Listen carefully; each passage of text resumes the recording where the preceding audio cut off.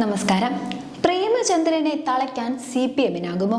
കൊല്ലം ലോക്സഭാ മണ്ഡലത്തിന്റെ തെരഞ്ഞെടുപ്പ് ചിത്രങ്ങൾ പരിശോധിക്കുമ്പോൾ എല്ലാവരും ഉറ്റുനോക്കുന്ന കാര്യം അതാണ്. തൊഴിലാളി പ്രസ്ഥാനങ്ങളുടെ ശക്തി കേന്ദ്രമായ കൊല്ലം, CPM-ന്റെ കോട്ട എന്ന് വിശേഷിപ്പിക്കാവുന്ന നിയമസഭാ മണ്ഡലങ്ങൾ ഉൾപ്പെട്ട കൊല്ലം ഇന്ന് ചവറ മുതൽ ചവറ വരെയുള്ള പാർട്ടിയെന്ന് CPM-കാർ തന്നെ വിശേഷിപ്പിക്കുന്ന RSP, ആ പാർട്ടിയേക്കാൾ വളർന്നു വലുതായ NK പ്രേമചന്ദ്രൻ എന്ന നേതാവ്. പ്രേമചന്ദ്രനെ തോൽപ്പിക്കാൻ കാലങ്ങളായി CPM നടത്തുന്ന കിണഞ്ഞ പരിശ്രമങ്ങൾ അത് ഇത്തവണയെങ്കിലും ലക്ഷ്യം കാണുമോ എന്നതാണ് ചോദ്യം.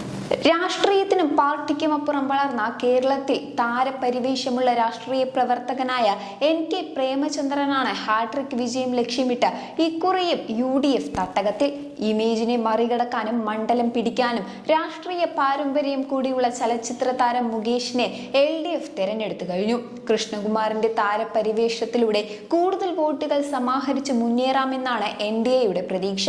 എല്ലാ നെഗറ്റീവ് ഫാക്ടറുകളെയും മറികടക്കാൻ പറ്റുന്ന സ്ഥാനാർത്ഥിയാണ് പ്രേമചന്ദ്രൻ എന്നത് തന്നെയാണ് UDFന്റെ ആത്മവിശ്വാസം. കഴിഞ്ഞ 2 ലോക്സഭാ തെരഞ്ഞെടുപ്പുകളിലും MA ബേബിയെയും ബാലഗോപാലിനെയും ഇറക്കി പൊളിറ്റിക്കൽ ഫൈറ്റ് ആണ് CPM നടത്തിയത് എങ്കിൽ ഇത്തവണ തന്ത്രം ചെറുതായി മാറ്റിയിട്ടുണ്ട്. കൊല്ലത്ത് നിന്നും ജയിച്ച MLAയുടെ താരപരിവേഷം കൊണ്ട് പ്രേമചന്ദ്രന്റെ പോസിറ്റീവ് ഫിഗറിനെ പ്രതിരോധിക്കാമെന്നതാണ് CPM-ന്റെ കണക്കുകൂട്ടൽ. നിർമ്മല സീതാരാമൻ ഇന്ത്യയുടെ പ്രധാനമന്ത്രിയാവണമെന്ന് പറഞ്ഞു, മോദിയുടെ വിരുദിൽ പങ്കെടുത്തു തുടങ്ങിയവ പ്രേമചന്ദ്രനെതിരെ LDF-ന്റെ പ്രചരണായുധങ്ങളാണ്. എന്നാൽ ഇതെല്ലാം കൊണ്ട് വർഷങ്ങളായി ഉണ്ടാക്കിയെടുത്ത പ്രേമചന്ദ്രന്റെ ഇമേജിനെ തകർക്കാൻ പറ്റുമോ എന്നതാണ് പലരും ഉന്നയിക്കുന്ന സംശയം.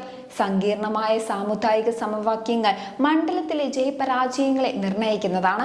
തീരദേശ മേഖലയിലെ ലത്തീൻ കത്തോലിക്ക വിഭാഗം, നായർ, ഈഴവർ, മുസ്ലിം ജനവിഭാഗം അങ്ങനെ കൂടിക്കുഴഞ്ഞു കിടക്കുന്നതാണ് കൊല്ലം മണ്ഡലം.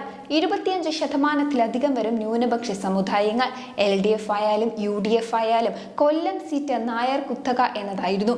എന്നാൽ LDF ഇക്കാര്യത്തിൽ ചെറിയൊരു മാറ്റം വരുത്തി. ഈഴവ സമുദായത്തിൽ നിന്നുള്ള മുകേഷാണ് ഇത്തവണ.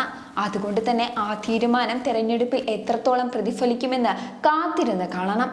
മത സാമുദായിക സംഘടനകളുടെ അനുഭാവം എക്കാലത്ത് പ്രേമചന്ദ്രന് അനുകൂലമായിരുന്നു. പ്രേമചന്ദ്രന്റെ സംഘീബന്ധം എന്ന പ്രചരണം ഏൽക്കില്ല എന്നാണ് UDF വിശ്വാസമെങ്കിലും അത് ഫലിച്ചാൽ മുസ്ലിം വോട്ടുകളിൽ ധ്രുവീകരണം ഉണ്ടായാൽ തങ്ങൾക്ക് അത് അനുകൂലമാകുമെന്ന കണക്കുകൂട്ടൽ LDF-നുമുണ്ട്. 2009 വൈക്കൽ മധു 33,078 വോട്ടായിരുന്നു NDAയ്ക്കായി നേടിയിരുന്നത് എങ്കിൽ വേലായുധൻ 58,671 വോട്ടുകൾ സ്വന്തമാക്കിയിരുന്നു. 2019 വലിയ തോതിൽ BJPയുടെ വോട്ടുകൾ കൂടി.